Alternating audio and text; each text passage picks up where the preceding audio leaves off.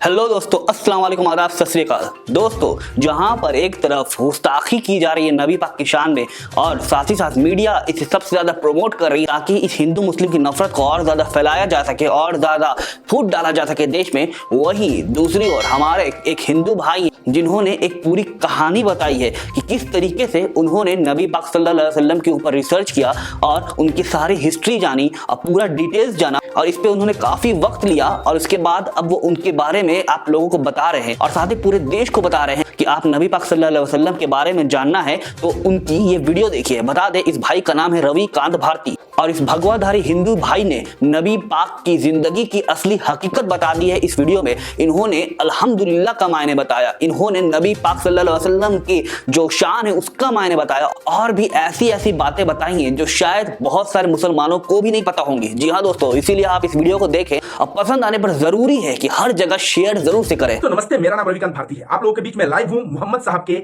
जीवन से मैंने कुछ चीजें निकाला है, उसके बारे में मैं बताऊंगा और मैं बताऊंगा कि क्यों मोहम्मद साहब से एक मुसलमान बेइंतहा प्यार करता है।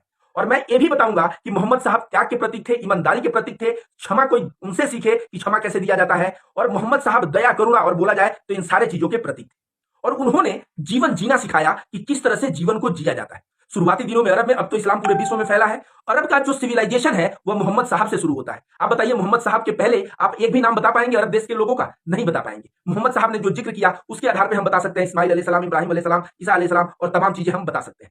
तो आइए जानते हैं कि मोहम्मद साहब त्याग में क्या किया था। वो कई दिनों तक भूखे रहे थे और वो तो छोड़िए, सब भूखा रहना आम बात है। हम लोग भगवान राम को कहते हैं कि वो अपना राज्य छोड़ के, राजा का एक पद छोड़ के वो वनवास चले गए। कितने बड़े त्यागी थे। बुद्ध को कहते हैं कि वो राजा के बेटे होकर सन्यास लिए, वह कितने बड़े त्यागी थे। महावीर को कहते हैं राजा का बेटा होकर जंगल चले गए, वो कितने बड़े त्यागी थे। और मोहम्मद साहब का त्याग सुनेंगे। कुरैश के लोगों ने बुलाया और बोला, आप चाहते क्या हो? आप पैसा चाहते हो तो पूरा का पूरा धन इतना दे दिया जाएगा कि वो धन बहुत ज्यादा होगा। अगर तुम नाम चाहते हो आप, तो आपका बहुत ज्यादा नाम किया जाएगा। उन लोगों ने कहा कि अगर आप चाहते हो पद, तो आपको हम लोग कबीले का सरदार बना देंगे और आपसे बिना पूछे एक पत्ता तक नहीं हिलेगा। मोहम्मद साहब का जवाब क्या था पता है? मोहम्मद साहब ने कहा कि तुम एक हाथ में चांद और दूसरे हाथ में सूरज रख दो तो भी मैं जो कर रहा हूं उस चीज को करूंगा। मेरा ईमान जो है, सोचिए कितनी बड़ी ईमानदारी वाली बात है कि आज तो लोग जो है 2 कौड़ी में बिक जाते हैं। ये नुपुर शर्मा और ये सब जो देखा जाए, यति नरसिंहानंद, ये 2 कौड़ी वाले लोग हैं। 2 करोड़ का घोटाला यति नरसिंहानंद किया। तो समझिए कि क्यों आखिर मुसलमान इनसे इतना प्यार करता है। बताइए, इतना बड़ा त्याग का प्रतीक कभी आपने देखा है? दूसरा बात आते हैं, मैं पढ़ रहा था कि जैसे बोला जाता है, मुसलमान कहते हैं अल्हम्दुलिल्लाह। अल्हम्दुलिल्लाह मतलब होता है सारी तारीफें अल्लाह को। तो बोला जाता है कि जो व्यक्ति कृतज्ञ रहेगा वह व्यक्ति ज्यादा खुशहाल रहेगा।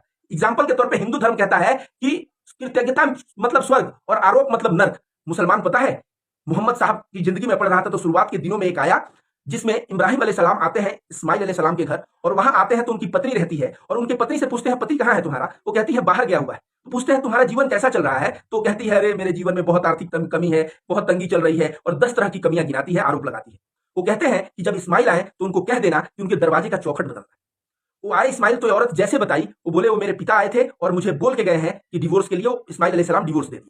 दूसरी शादी जब किए तो फिर इब्राहिम आए मक्का इस्माइल जी के घर और इब्राहिम अलैहिस्सलाम आके पूछते हैं उनकी पत्नी से, नई पत्नी से, तुम कैसी हो? तो अच्छे, तुम्हारा जीवन कैसा चल रहा है? तो कह रही है कि अल्हम्दुलिल्लाह जीवन बहुत अच्छा चल रहा है, अल्हम्दुलिल्लाह मेरे पति अच्छे, अल्हम्दुलिल्लाह मेरे ये अच्छे हैं।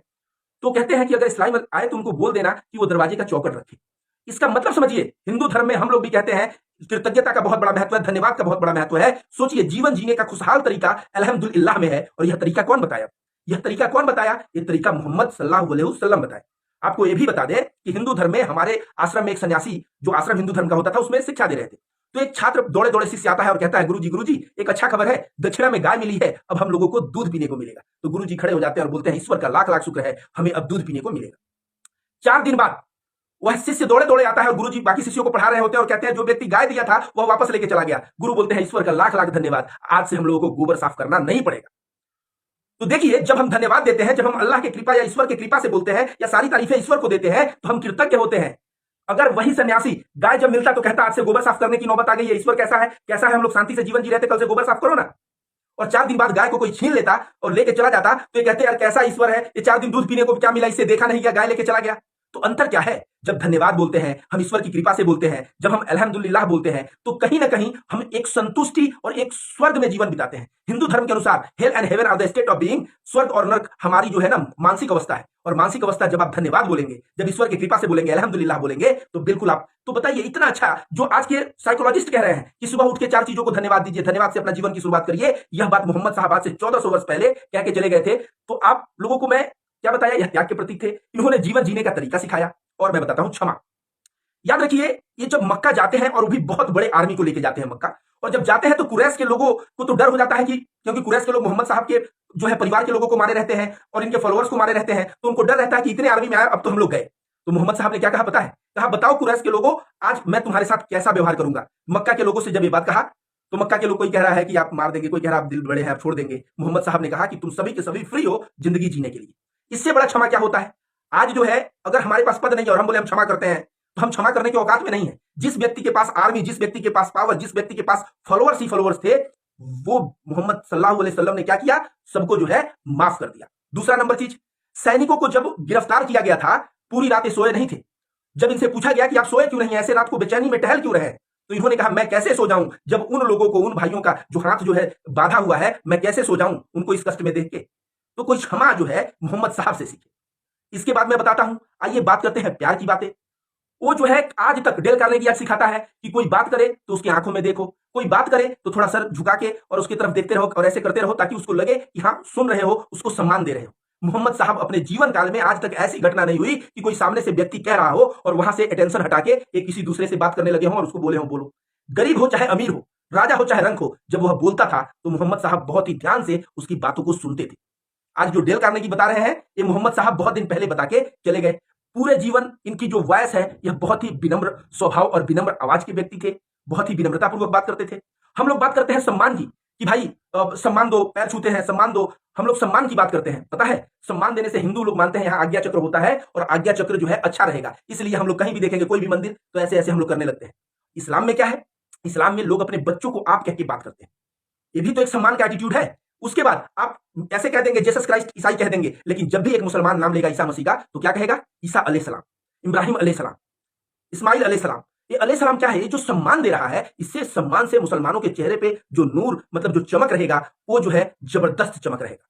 तो दोस्तों, मैंने मोहम्मद साहब के ऊपर जो किताबें स्टडी किया, पिछले 3 दिनों में मैंने लगभग 3 किताबें पढ़ा और इसके पश्चात मैंने सोचा है मोहम्मद साहब के ऊपर एक ज्ञान यज्ञ करने को। ज्ञान यज्ञ मतलब क्या होता है कि उनकी लाइफ स्टोरी का हो सकता है, तो जो अच्छी चीजें हैं उसका 10 मिनट का मैं एक वीडियो बनाऊं और आप लोगों के बीच वो वीडियो को दूंगा और तब वह आप वीडियो को सुनिए और वीडियो को सुन के ज्यादा से ज्यादा लोगों के साथ आप शेयर करिए ताकि लोगों को पता चले। अब आप कहेंगे कि भाई मोहम्मद साहब के ऊपर तो बहुत सारे वीडियो है, मोहम्मद साहब के ऊपर तो बहुत सारी किताबें हैं। मैं मोहम्मद साहब सनातन धर्म के दृष्टि में उसका टाइटल होगा कि हिंदू धर्म, एक हिंदू बंदा मोहम्मद साहब की जिंदगी देखे तो कैसे जो है वशिष्ठ ऋषि या विश्वामित्र ऋषि जो हमारे उच्च अव्वल दर्जे के जो सन्यासी थे, उन सन्यासियों से इनका जीवन कैसे मैच कर रहा है। आप सभी को बता दें, इन्होंने कहा कि जब सोचिए, ऐसा एक जगह मैं पढ़ रहा था, उसमें लिखा है कि पानी था और एक बंदे को प्यास लगा तो वो दूसरे बंदे को दे दिया कि पहले तुम पी के मुझे दो, फिर वो बंदा प्यासा है लेकिन वो और प्यासे को दे दिया कि तुम पी के मुझको दो। इस तरह का त्याग जो है ना, और बाबा साहब अंबेडकर भी बहुत बड़ी बात लिखे हैं। वो लिखे हैं कि किस तरह से इस्लाम के लोगों ने पूरे विश्व की अलग अलग जगहों पर राज क्यों किया पता है? क्योंकि जो बंदा इस्लाम से जुड़ जाता था ना, उसके लिए पूरा का पूरा कौम खड़ा हो जाता था और जो है वो अकेला महसूस नहीं करता था, और इसलिए जो है वे लोग जो है पूरे विश्व में अगर देखा जाए तो अलग अलग जगहों पे राज किया है। बाबा साहब अंबेडकर ये भी कहते हैं कि हिंदू धर्म में ब्राह्मण बोलेगा क्षत्रिय नीचे है तो क्षत्रिय और ब्राह्मण की लड़ाई सदा से है, क्षत्रिय बोलेगा कि वैश्य नीचे है, ये तो झगड़े हुए हैं। क्षत्रिय कहता है कि ब्राह्मण हमारा हमको देखते हाथ उठाए और ब्राह्मण कहता है क्षत्रिय देखते हाथ उठाए। तो हिंदू धर्म में चारों वर्णों में लड़ाई थी, तो उसमें अगर कोई दलित है तो उसको लगता था कि मैं हिंदू हूं ही नहीं।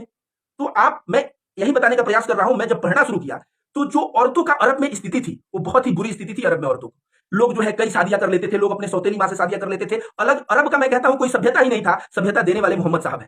वहां पे जो औरतों को रिस्पेक्ट, मैं एक कहानी पढ़ रहा था, मेरे आंख में आंसू आ गया जब पढ़ रहा था। वो बंदा जब कहता है कि इस्लाम अच्छा धर्म है तो औरत कहती है कि क्या है, तो कहता है कि इसमें है कि पड़ोसी की मदद करो और सबसे प्रेम करो, सबका सम्मान दो, किसी का हक मत मारो। इस तरह की जब बात वो औरत सुनती है तो औरत रोते हुए कहती है, वो कहती है कि मेरे पिता की मैं तीसरी पुत्री हूं और पिता ने मुझे जिंदा क्यों छोड़ा? पिता ने मुझे जिंदा सिर्फ इसलिए छोड़ा क्योंकि जो मेरी पहली बेटी को अपने गाड़ के चले आए थे, दूसरी बेटी को जब वो गाड़ने गए थे तो बेटी उनकी उंगली नहीं छोड़ रही थी, और उंगली कब छूटा? जब वो बेटी मर गई तो उंगली छूटा। तो तीसरी बेटी को जब वो गए बरी करने के लिए तो उनके दिल में वह बात याद आया अपनी सेकंड बेटी वाला, और इसको जिंदा छोड़ दिया। तो कहती है कि मैं जो है इस वजह से जिंदा हूं। लेकिन मोहम्मद साहब के आने के बाद वहां की सभी औरतें, सभी लड़कियां वो जिंदा भी थी और उनको एक अव्वल दर्जे का सम्मान भी था। ठीक है, तो एक भाई कह रहे हैं एक्सेप्ट माई रिक्वेस्ट। तो आप लोगों का कोई सवाल हो तो सवाल कर सकते हैं, बहुत सारे लोग। चलिए मैं ऐड कर रहा हूं आपको, कोई बात हो तो आप सवाल हो तो पूछिएगा। एडिंग हो रहा है, मुझे लाइव में ले लीजिए। कमेंट पढ़ लेता हूं। लव यू ब्रदर, हिंदू मुस्लिम भाई भाई। एक भाई ने लिखा सनातन और इस्लाम एक ही है और उनका ईश्वर भी एक है, ऐसे करके लिखा है। तो अलग अलग कमेंट आ रहे हैं दोस्तों। भाई साहब को मैं ऐड किया हूं बट ऐड नहीं हो पा रहे हैं अनफॉर्चुनेटली।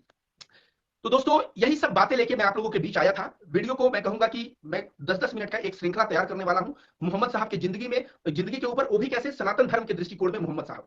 तो उस वीडियो को आप लोग ज्यादा से ज्यादा शेयर करिए, लोगों मार्केट में बात पहुंचाइए। मैं चाहता हूं कि जितने हिंदू भाई उस वीडियो को देखेंगे उनके दिमाग में समझ आएगा। आज उनके दिमाग में अंतर है, वो सोचते हैं कि भाई हमारे ऋषि महर्षि ऐसे थे, और वो लोग मोहम्मद साहब की जिंदगी के बारे में कुछ जानते नहीं है। तो जब जानेंगे तब उनको जो है समझ में आएगा कि नुपुर शर्मा ने कितना कितना बड़ा जो है गलत कार्य किया है। तो दोस्तों इसी के साथ बात को समाप्त कर रहा हूं। वीडियो को ज्यादा से ज्यादा शेयर करें। धन्यवाद।